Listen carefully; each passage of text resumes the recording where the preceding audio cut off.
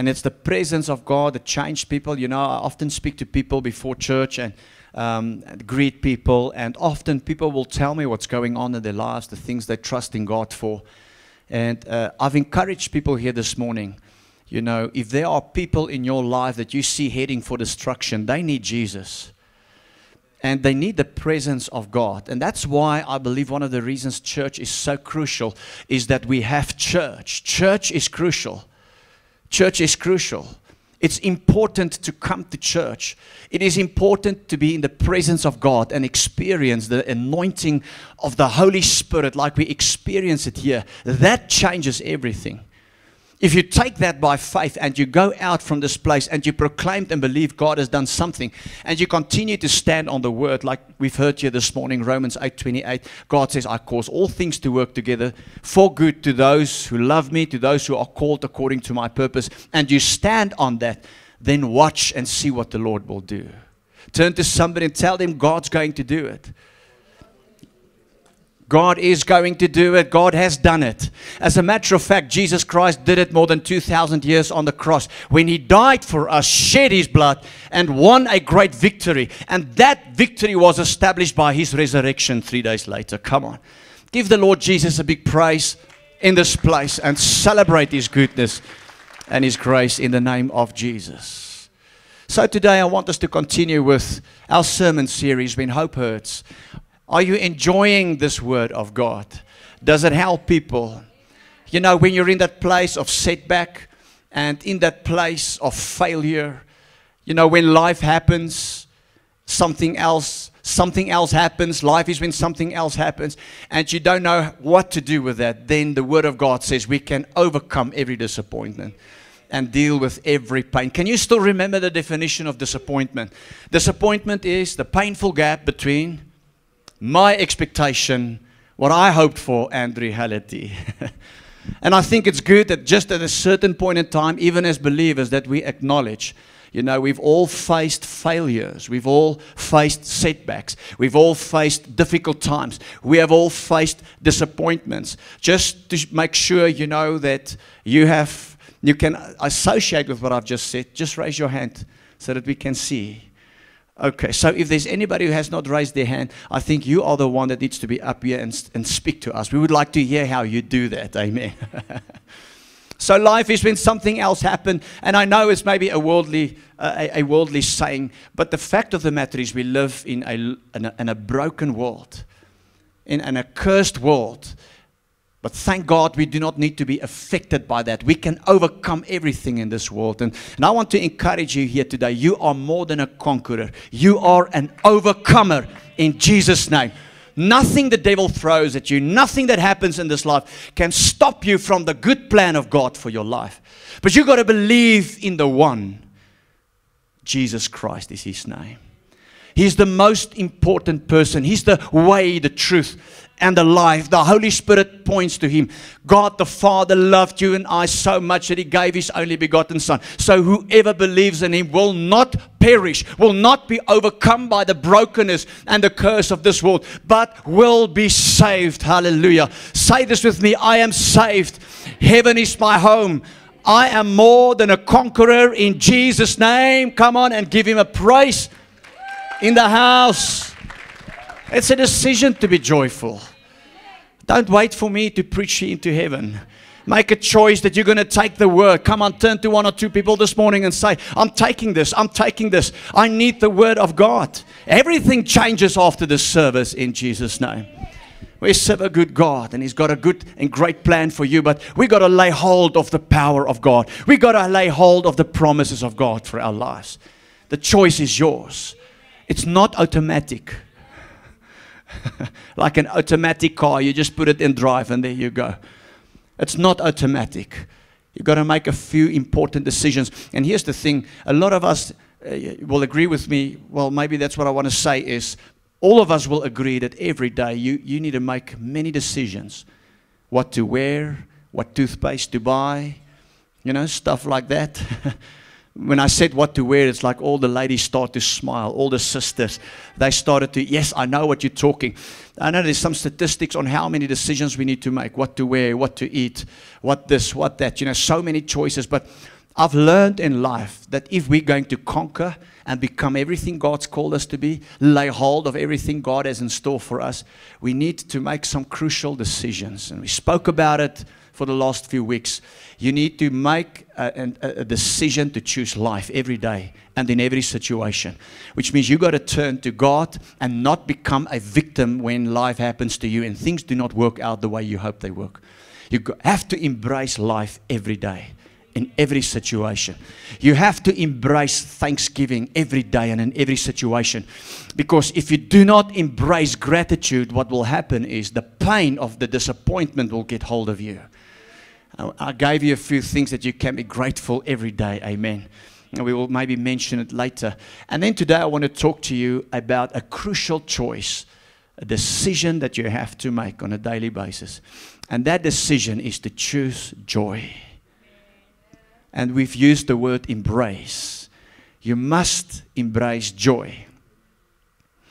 I remember it was in this church many years ago in 2013 when we've actually just started here, and the days where we were 10, 12, 15, maybe 20 people, you know, that the Lord, I believe the Lord spoke to us, and it was our heart, you know, as part of the vision of this church to reach out to young people.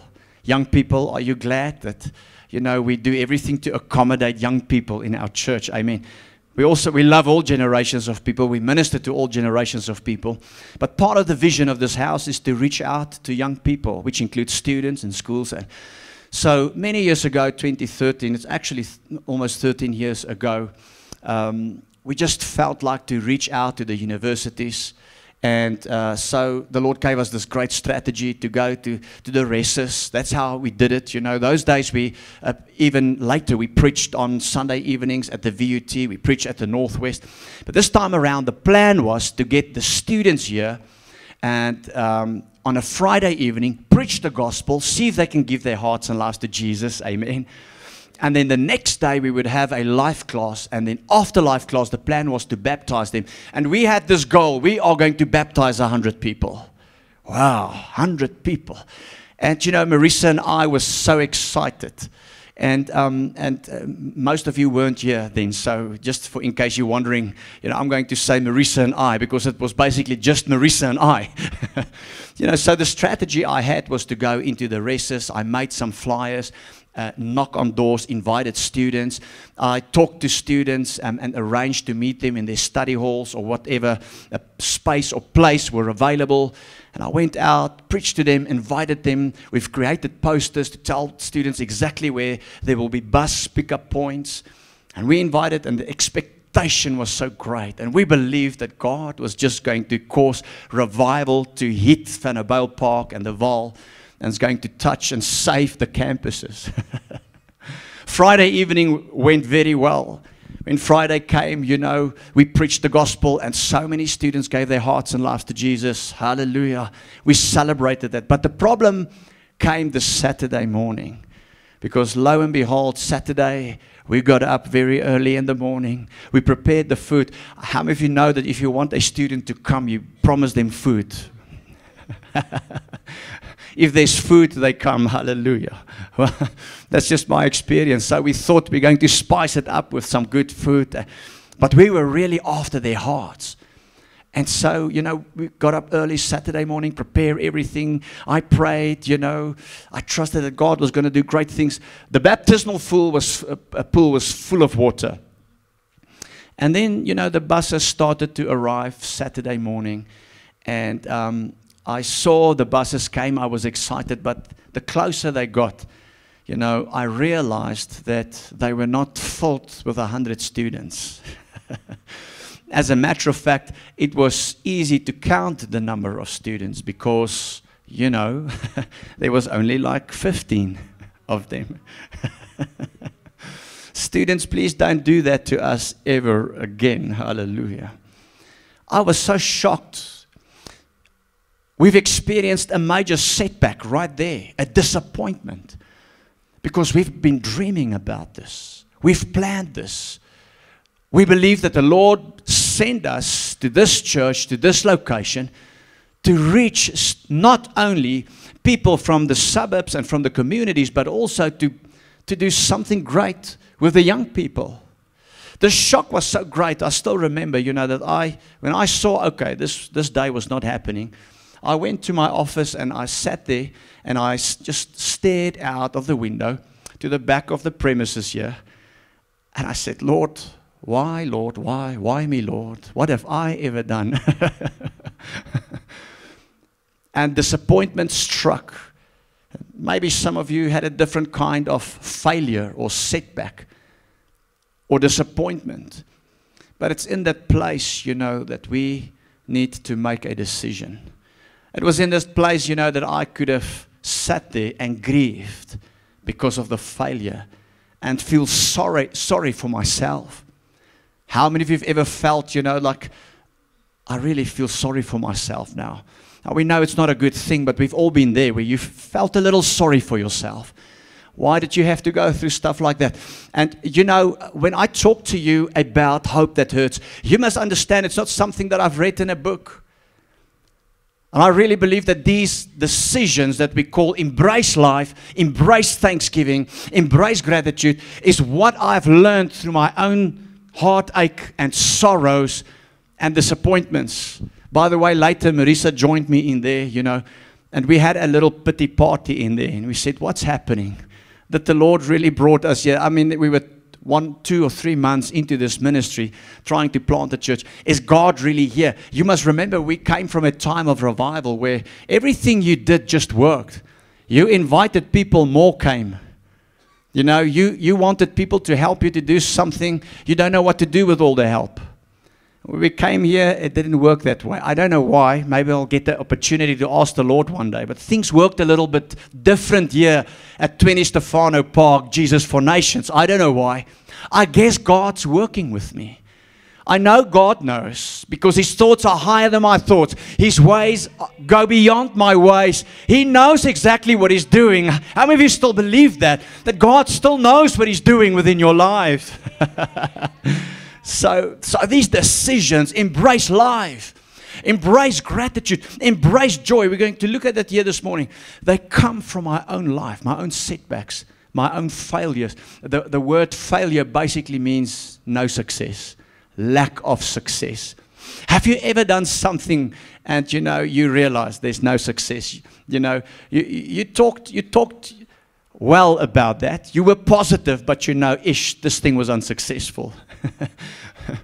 Come on, by way of just to make me feel better, raising your hand. If you've ever done something that failed, can I see? For those of you that did not put up your hands, bad news. Bad news. A time will come where you will experience a setback, maybe a failure. A time will come where you will find yourself in that painful gap between my expectation, my dream, my hope, and my reality, even if you think you do something good for God. That's hard, isn't it? I mean, this was not for us.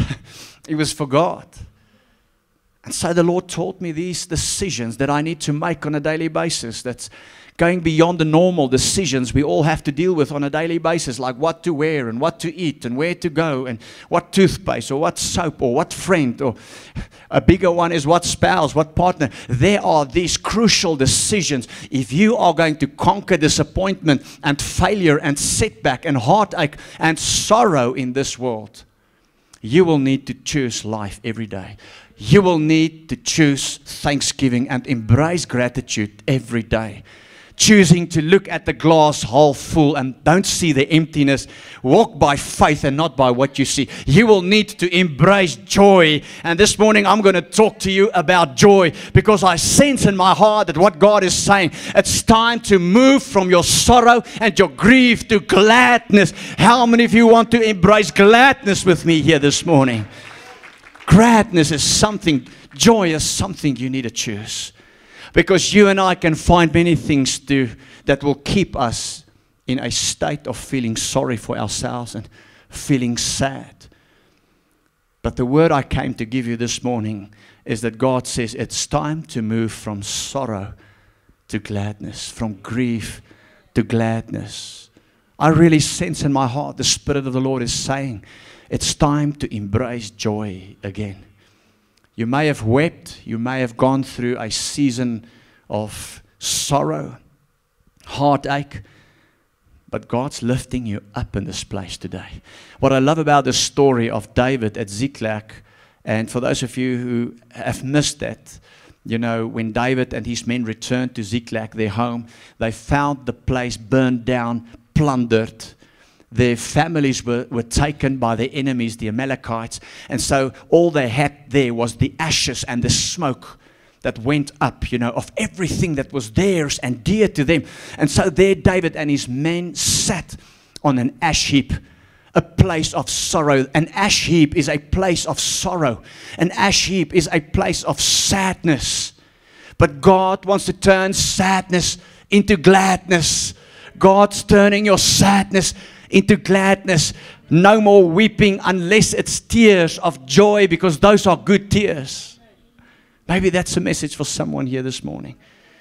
And so that scripture then says in 1 Samuel chapter 30 verse 3 to 4, when David and his men saw the ruins, and they realized they saw the ruins, that Saturday morning when we saw the buses coming in and only the 15 students, by the way, we did continue with that day, but it was like, everything was ruined because of the expectation. Amen. It felt like really, the day was not a great success. I just wanted to say we went ahead and baptized those 15 students. They gave their hearts and lives to Jesus. But I had to make a decision that I will not look at the glass half empty, but I will look at, what was left in the glass. Amen. So those students gave their hearts and lives to Jesus. They were baptized, Some of them became leaders, and later we had greater meetings. That's the good news. You see, there's always a plan. God knows what He's doing. So we continued with the day, but really in that office, Marissa and I that morning had to make a decision that we will continue with this day. We choose life. We will be glad for the few that came. And we will rejoice, because heaven says when one give their heart and life to Jesus, hallelujah, there is a rejoicing in heaven. Amen. So we continued with the day. But what I wanted to say about David's story is they saw the ruins and they find themselves in a place of sorrow, feeling sorry, and were saddened by what has happened. The Bible says they were so sad in verse 4 that they wept until they could weep no more. And to go through a time of grief, any person will tell you this, is part of, of the healing process. We understand that. So it is part of the healing process. But if you want to see change coming, you must move from sorrow to gladness. The power is in embracing joy. The power is in embracing thanksgiving. Like thanksgiving, embracing gladness and joy is a mighty weapon of warfare. Can I tell you something? The devil doesn't like it at all. When you are faced with a failure or a heartache or a setback or a disappointment, and you get up in the morning and you say, this is a day that the Lord has made. I will rejoice and be glad. And you get up and you do a few moves, hallelujah. And you've made a decision. You've made a choice. You see, when we are initial with certain decisions, the devil can have no foothold in our lives. I want to say that again. If you are strong enough in your faith to make a decision that you are going to choose life, embrace thanksgiving, embrace joy, the enemy will have no chance, no foothold in your life. The problem is we don't make those choices. We allow the devil to come and hammer us with a disappointment, with a pain, with a heartache. And again, I say there's time for weeping. David and his men wept until they could weep no more. But this morning, I just sense that the Lord is saying, stop weeping. I'm going to do something new. Stop weeping. Stop the sorrow. I am going to do something great in your life. It is time to embrace gratitude. It's time to choose joy this morning. In Jesus' name. I think I've mentioned it, that I remember this one day that I was praying in my room, and I got to the Lord with tears again. And it was again a ministry issue. I can tell you, if you want to do stuff for God, you will face many challenges and you will cry a lot. So young people, those of you who think you're called, into ministry, I want to tell you there's a lot of tears in ministry. Don't think it's getting up on a pulpit, and preaching and everybody listens to you. It's got nothing to do with that. As a matter of fact, this is just a tiny little part of ministry. But I do trust that God is calling some of you for full-time ministry. I love that all the young people are sitting in front of me here. May God call you. May a mantle be released on you today for full-time ministry in Jesus' name. Because we need people that will stand for God, preach the undiluted word of God. But we don't just need any preachers. We need preachers who are willing to pay the price.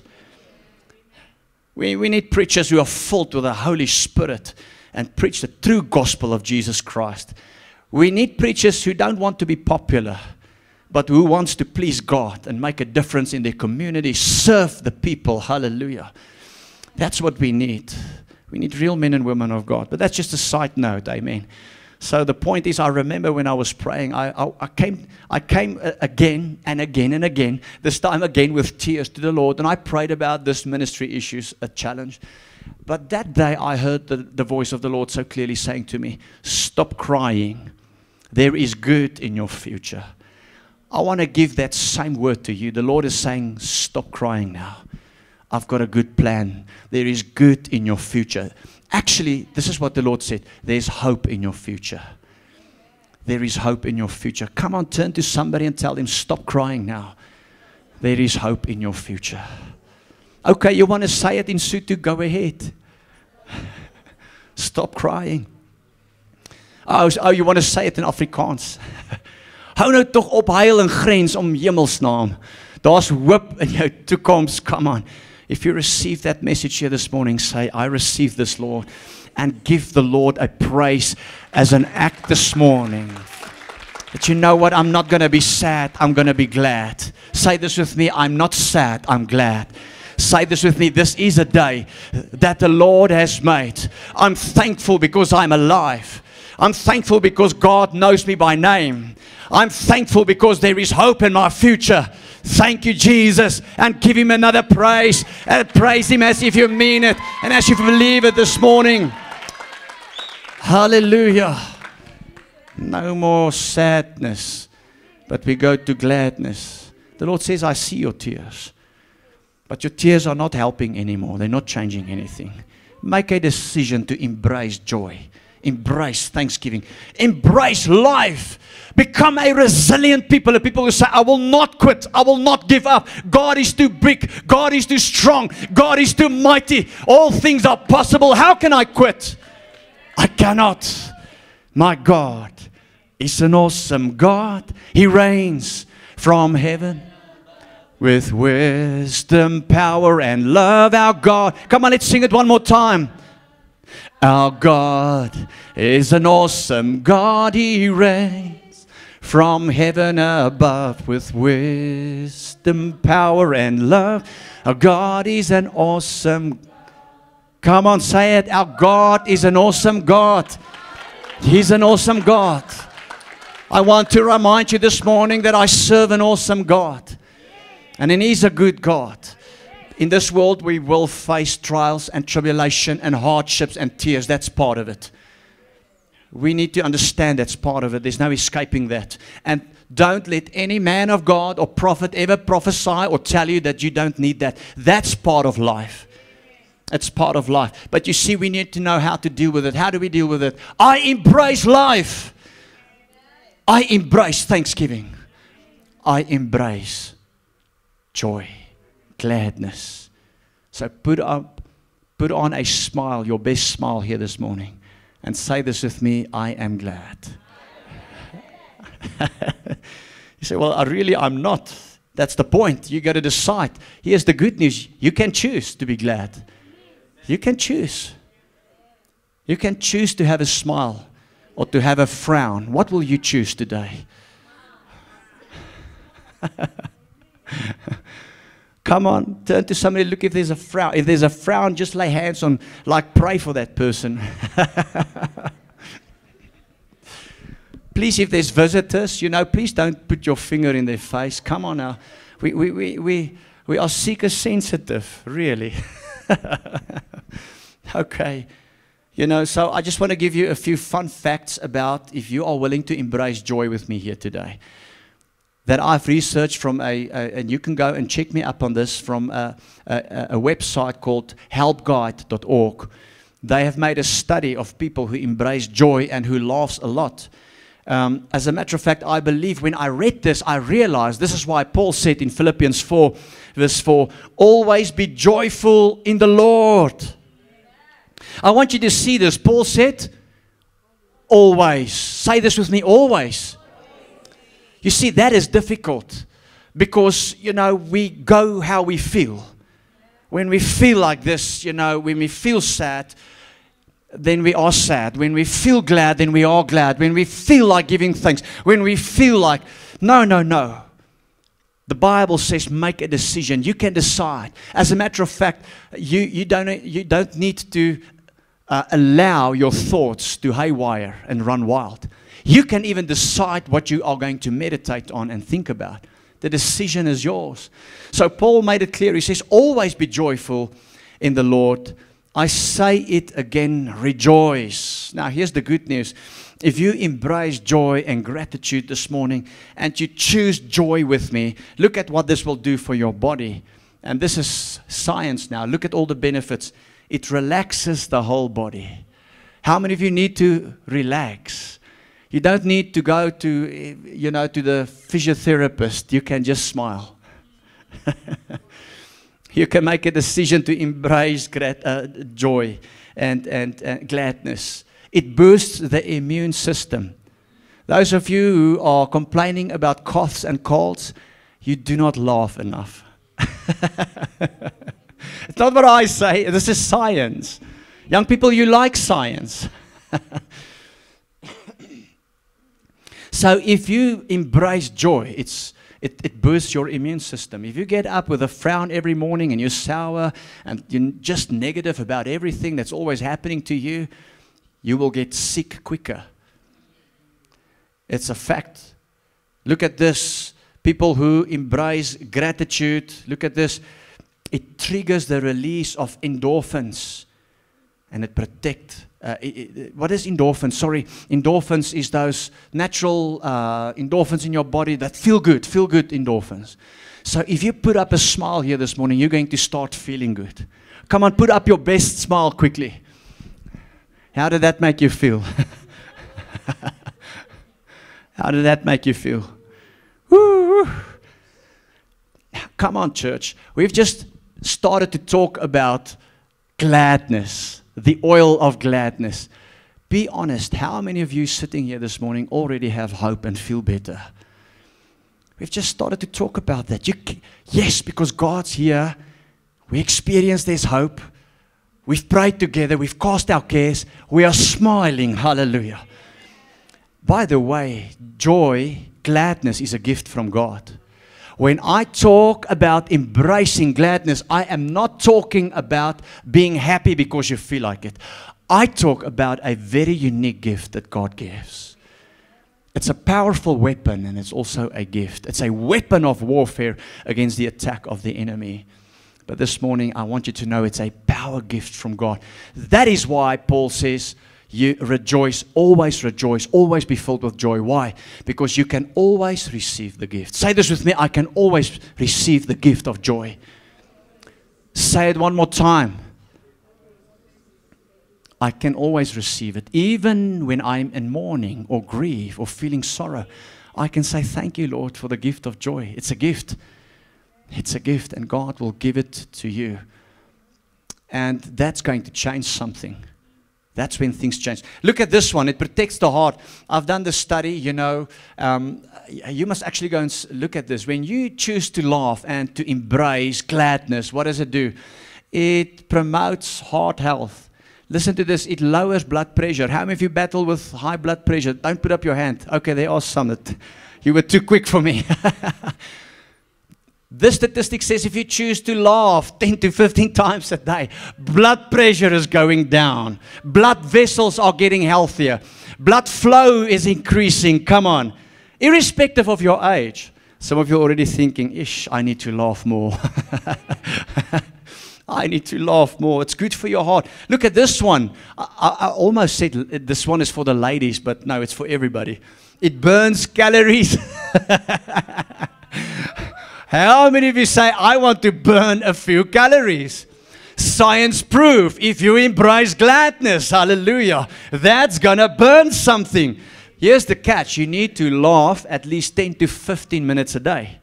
So this morning, how much have we laughed? I think we've laughed a lot already. Amen. Everybody's laughing now. So choose to laugh throughout the day. Okay, so when the devil throws something at you, just laugh about it instead of reacting in anger and stress and anxiety and blah, blah, blah, blah, blah. I say, ha, ha, ha, ha, it's you again, you foul devil. In Jesus' name, I rebuke you. Ha, ha, ha, ha. You can laugh at the devil. I believe it's time that we laugh in the face of the devil because he's a liar. We must laugh in his face. That's how we resist him. That's how we reject him. We choose and embrace thanksgiving. We choose and embrace life. And this morning, gladness. This is a day that the Lord has made. We will rejoice and be glad in it. Rejoice and be glad. Amen. How many of you say, I make a decision to be glad this morning? Lift your hands and say, I'm going to be glad. I'm going to receive the joy of gladness, the oil of gladness. Holy Spirit, make me glad in Jesus' name, and give God a big praise in this place. And smile. You know, the devil likes a sour face. Oh, he likes it when you're sour, crying, sad. He loves it. He's all over that. But when you begin to laugh in his face, and why? And you know we've got reason to laugh, church. We've got reason because we serve a good God who causes all things to work together for good. Even though you might find yourself in a space where hope hurts. That space between what I've expected and my reality, that painful gap, you can still know that God is in control and He's causing all things to work together for good. We still have reason to laugh and to be thankful. Hallelujah. If you believe it, say, yes, I do. Amen. Look at this. It lightens anger's heavy load. Laughter may help you live longer. And that is why we need to embrace it here this morning. Embrace joy. And I just want you to know, some of you may go through a tough season and we're not making light of what you're going through. But you feeling sad and sorrowful and pitiful and depressed and in that hole is not going to help anything. What we're preaching here is that you have a choice, you have a decision. What will you choose? Will you choose life that you may live? Will you choose thanksgiving because there's still a lot to be thankful for?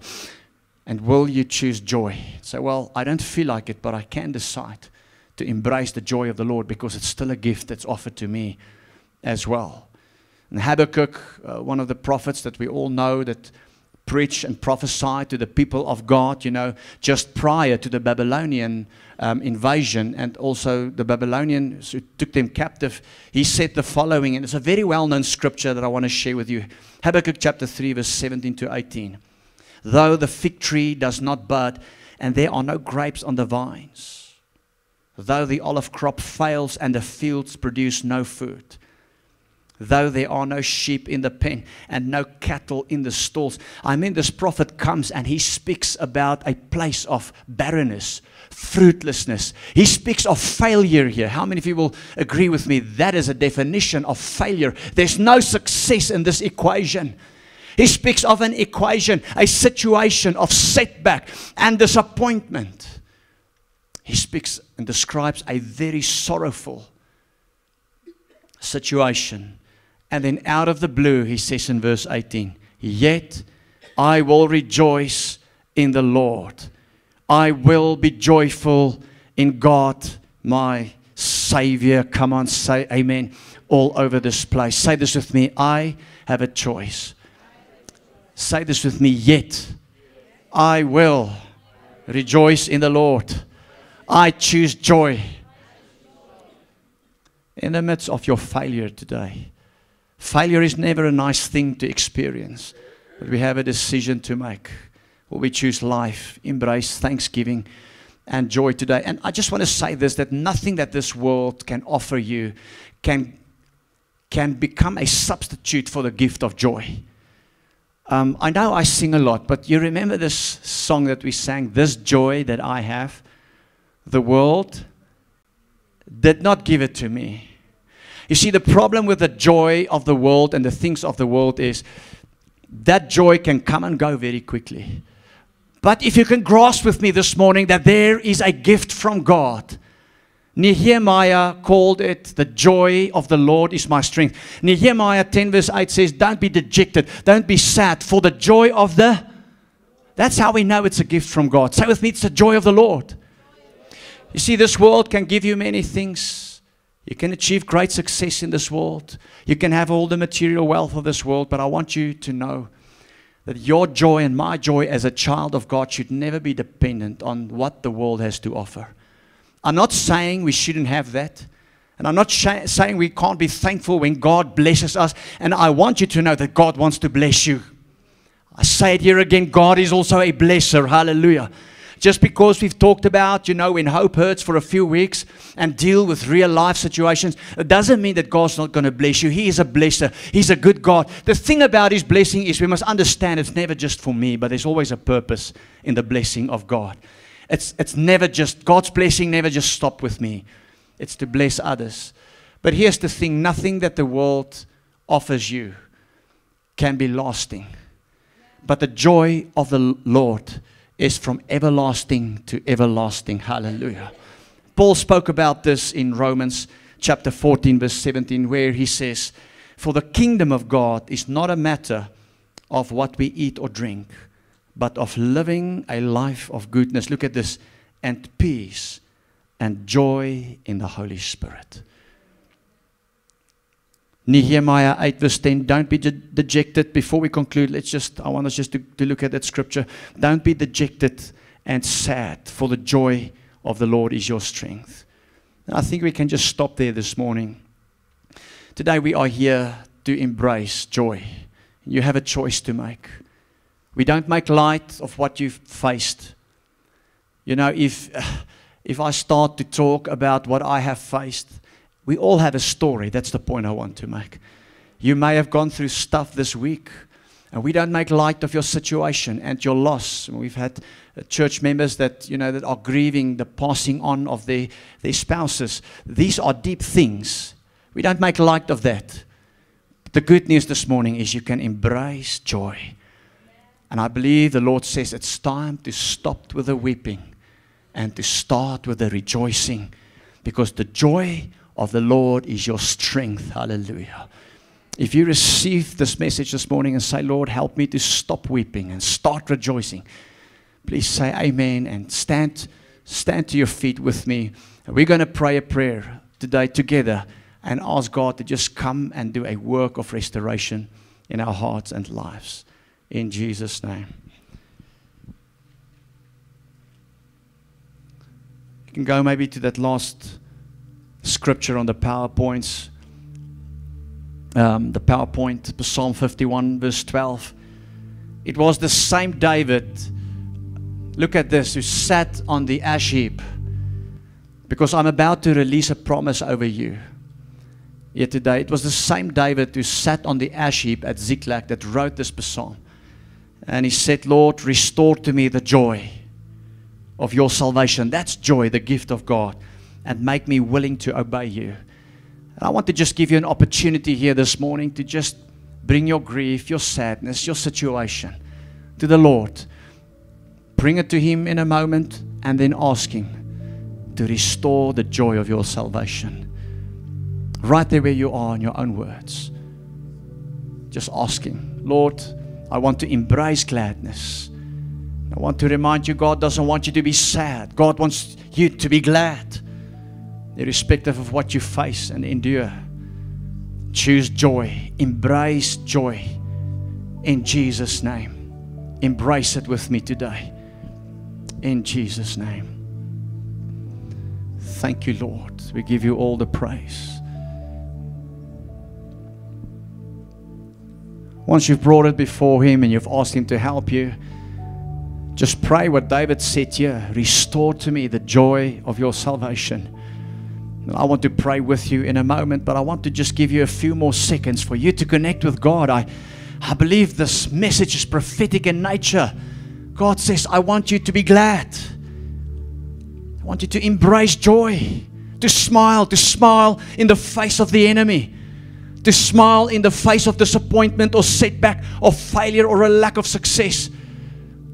That's who you are. You are more than a conqueror. It's time to rejoice. Your time for rejoicing is now.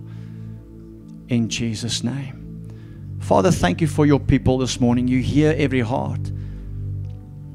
Lord, we don't make light of the things people went through. When hope hurts, that's a terrible place between our expectations and the reality we sometimes face. We live in a broken world. Jesus, you said in this world, we will experience trials, tribulations, setbacks, but be of good cheer, for I've overcome it. And so this morning I pray, Lord, with your people, please restore unto us the joy of our salvation. And I pray, Lord, that as I speak or pray this prayer, that the oil of gladness will fill every heart right now. Why don't you just pray this with me? Say, oh, oil of gladness, come fill me. Holy Spirit, pour out the oil of gladness on me. Lord, I pray, pour out the oil of gladness on your people. It is the anointing that breaks the yoke, Lord, that turns that frown into laughter in the name of Jesus. Today we choose, we embrace joy, we embrace gladness. Just receive the oil of gladness. Receive it, receive it. The oil of gladness. The oil of gladness. Touch every heart, fill every soul. In Jesus' name. In Jesus' name. Just stay in this atmosphere. Isaiah chapter 61 verse 3, and receive this promise to all who mourn in Israel. Speaking about that season of mourning and grief. He says, to all who mourn this morning, I will give you beauty for the ashes. Just thank Him for beauty instead of ashes. Ashes is that place of disappointment. Ashes is where David sat when everything was taken from him. When he had to deal with heartache, trouble, and sorrow. That's ashes.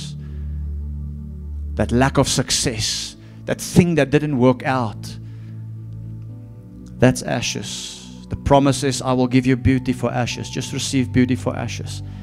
I believe the Lord is doing it this morning. Just receive joy instead of mourning. Praise instead of heaviness. Receive it. Receive it. Praise instead of heaviness. For God has planted you like a strong and graceful oak for His own glory. If you receive that, say amen and amen. Every eye closed, every head bowed. If there are people in this place this morning that you need to give your heart and life to Jesus, you feel like you need Jesus, and I want to just say this, the most important thing that you can ever do with your whole life is to surrender to Christ. So that's the most important. Jesus is the most important one. He's the way, the truth, and the life, irrespective of who you are, what you plan and dream about. Jesus Christ is the most important one. My question this morning is, have you fully surrendered to Jesus Christ? He's the way, the truth, the life.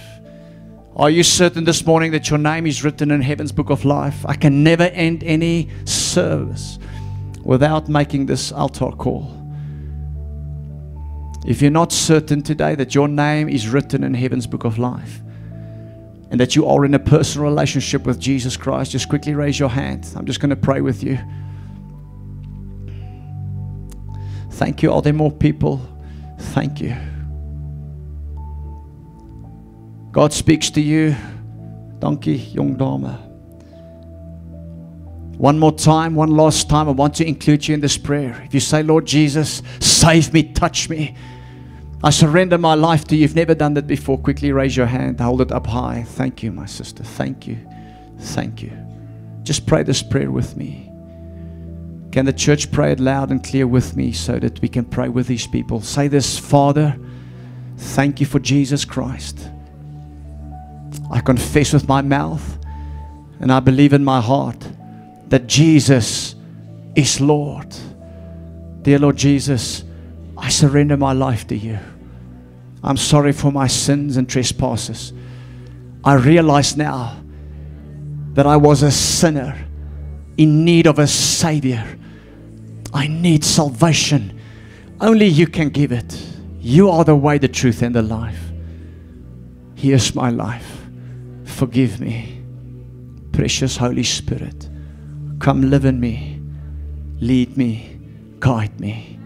In Jesus' name. Amen. Come on, let's give these people a hand of praise. If you've prayed that prayer today, please do not forget to give your name at the info desk right at the back. You're going to fill out the salvation card, and we just want to get in contact with you. Amen.